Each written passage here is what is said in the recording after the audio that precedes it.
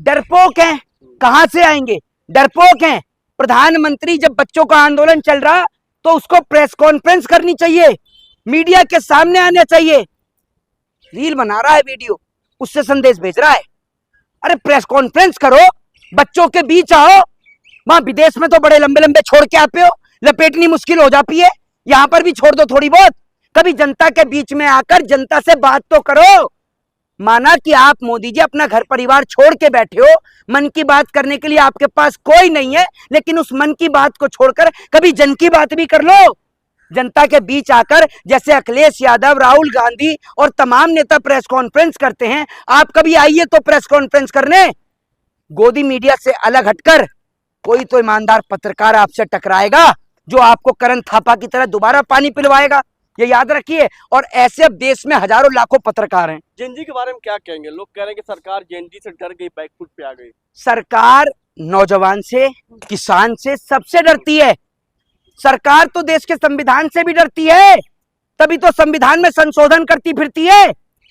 सरकार हर चीज से डरती है। ये डरपोकों की आपको बता दूं, भारतीय जनता पार्टी पहचानी और जानी जाती है अपने झूठे वादों की वजह से ही। पहले ये वादे चुनावी तौर पर जनता को समझना चाहिए कि चुनाव में भाजपा कितने झूठे वादे करती है। कभी 2 करोड़ रोजगार का झांसा खुद मोदी देते हैं, कभी 15 लाख रुपए का झांसा देके जाते हैं। तो इनका काम तो झूठ बोलने का ही है। इनकी पार्टी सिर्फ झूठ पर ही टिकी हुई है। और बड़ी बात यह है कि जिस तरीके से देश भर के अंदर छात्रों के ऊपर अब मुकदमे दर्ज हो रहे हैं, छात्रों को गिरफ्तार किया जा रहा है, इसका मतलब यह है कि ये डेमोक्रेसी का हनन है। ये डेमोक्रेसी को खत्म करना चाहते हैं। ये चाहते हैं कि दोबारा कोई भी छात्र इनके खिलाफ प्रदर्शन और प्रोटेस्ट में हिस्सा न ले सके। ये जेल का डर दिखाकर और मुकदमों का डर दिखाकर छात्र और नौजवानों की आवाज को बंद करना चाहते हैं। पायलट गन चलने की बात आ रही है, लेकिन बीजेपी मानने को तैयार नहीं है कि पायलट गन चलाता है। नहीं, एक बात आप मुझे ये बताइए, अगर बीजेपी मानने को तैयार नहीं है तो अभी आपने देखा कि बिहार के अंदर जब छात्रों के ऊपर एक पुलिस वाला, एक बिहार पुलिस का जो जवान है वो AK-47 चला देता है, तभी तो उसको सस्पेंड किया गया।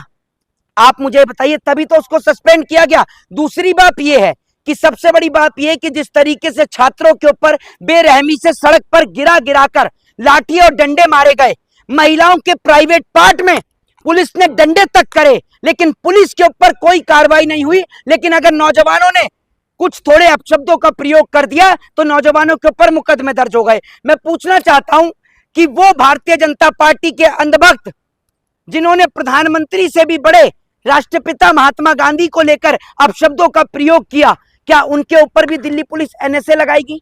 क्या उनके ऊपर भी दिल्ली पुलिस मुकदमा लगा के उन्हें जेल में बंद करेगी?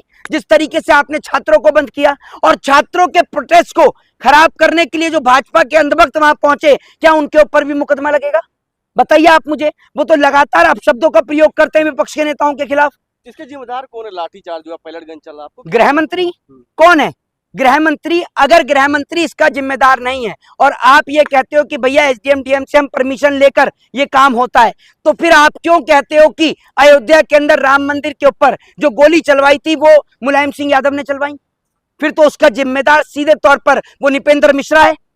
आप मुझे ये बताइए ना। और अगर वहां पर जिम्मेदार निपेंद्र मिश्रा है तो सीधे तौर पर यहां पर फिर आप DM को कह सकते हैं, SDM को कह सकते हैं। लेकिन अगर वहां पर आप मुलायम सिंह यादव को कहते हैं तो फिर यहां पर भी जिम्मेदार देश का गृह मंत्री है। और जब से गृह मंत्री के इस्तीफे की चर्चा चली है, गृह मंत्री और प्रधानमंत्री नरेंद्र मोदी दोनों सदन छोड़कर गायब हैं, सदन में आ ही नहीं रहे। और आज जिस तरीके से सदन के अंदर पप्पू यादव ने पूरा ड्रामा दिखाया कि किस तरीके से राम मंदिर का चंदा चोरी हुआ, अब लोग कह रहे हैं कि उनकी भावनाएं आहत हो रही हैं। आपकी भावनाएं तब आहत नहीं हुई जब राम जी के अयोध्या के अंदर जब बीजेपी के नेता वहां पहुंचते हैं तो हनुमान जी से नृत्य करवाया जाता है उनके स्वागत के लिए। कभी प्रधानमंत्री मोदी भगवान को पतंग बना के उड़ाते हैं, तब इनकी भावनाएं आहत नहीं होती लोगों की? बताइए आप मुझे। अगर आपकी अब भावना आहत हो रही हैं तो आप राम भक्त नहीं, आप भाजपा के अंधभक्त हैं, याद रखिएगा। कह रहे हैं कि इस्तीफा देना चाहिए गृह मंत्री को। क्यों नहीं देना चाहिए गृह मंत्री को इस्तीफा? बच्चों के ऊपर लाठियां चलवाएंगे, बच्चों के ऊपर AK-47 तनवाएंगे, बच्चों को क्या दोष है? सिर्फ इतना सा दोष है कि उनके पापा गृह मंत्री नहीं है।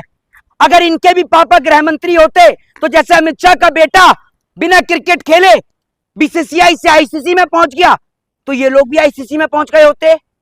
तो इनका दोष सिर्फ इतना सा है कि इनके पिताजी गृह मंत्री नहीं है और जैसा के पिताजी गृह मंत्री हैं इसलिए उनका बेटा आईसीसी में बैठ गया।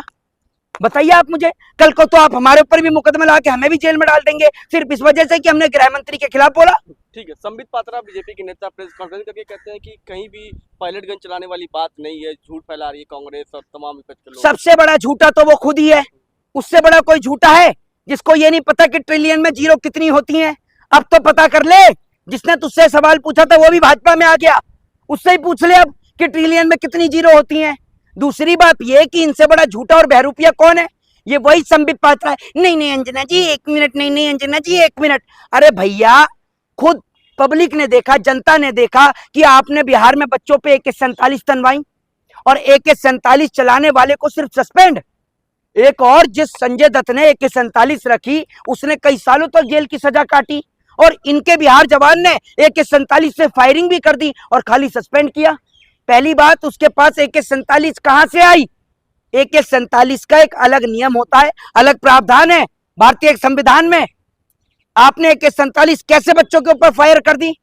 आप इस सवाल का जवाब दीजिए, और जवाब आपके पास है नहीं, इसलिए देश का गृह मंत्री को इस्तीफा देना पड़ेगा। आप जो है संसद की क्या लगी हैं? आप संसद की अध्यक्ष हैं या आपने संसद की गाइडलाइन बना रखी है कि आप संसद में क्या बोलेंगे क्या नहीं बोलेंगे? आप मुझे ये बताइए। सीरियसली बात होना चाहिए, इस तरह के नौटंकी नहीं नहीं, एक ओहो सीरियसली बात, वो जो भाजपा के नेता, वो भाजपा के नेता जो विधानसभा तक को नहीं छोड़ते, पॉर्न वीडियो देखते हैं, उनके लिए तो आपने कभी नहीं बोला कि विधानसभा में बैठकर पॉर्न वीडियो क्यों देख रहे हैं, वहां पर सीरियस बात नहीं होती। बताइए आप मुझे। अब क्यों आपकी आवाज चली गई? अब तो बोल ही नहीं रही मैडम, इनकी आवाज ही चली गई। लोग बताइए ना आप मुझे। इस देश के अंदर साधु का भेष धारण करने वाला हर व्यक्ति साधु और महात्मा नहीं हो जाता।